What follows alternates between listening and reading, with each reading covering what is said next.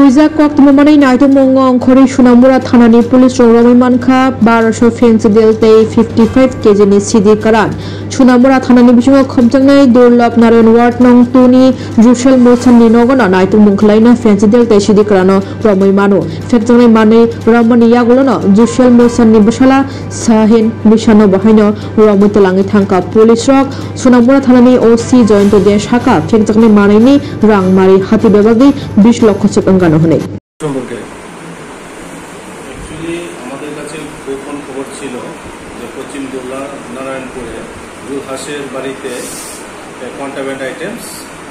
Conceal করা আছে সেই খবর মোতাবেক আমাদের পুলিশ অফিসার ইন্সপেক্টর বিপ্লব দেববর্মা এসআই তপন দাস তারপর আমি এবং টিএসআর স্টাফ সঙ্গে আমাদের পিএস স্টাফ এবং ওমেন স্টাফ নিয়ে আমরা ওখানে রেড করি। তো রেড করার সময় ওর বাড়িতে প্রচুর খালি ড্রাম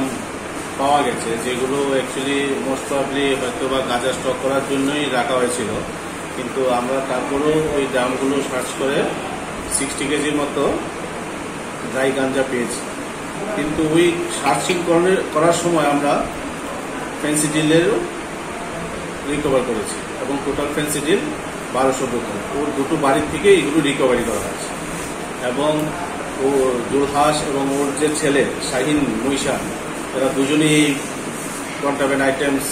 সেলিং পারপাসের সঙ্গে যুক্ত। তো তার মধ্যে জুলহাস পুলিশের আজ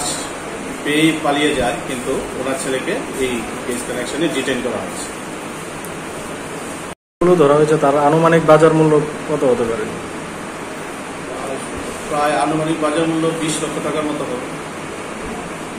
কি বার্তা দিয়ে চাইছেন কয়েকদিন পরে পরে এই ধরনের?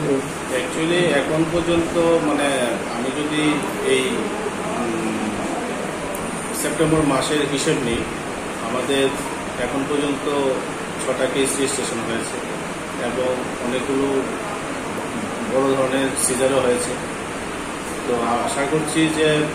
বাকি যে কামিং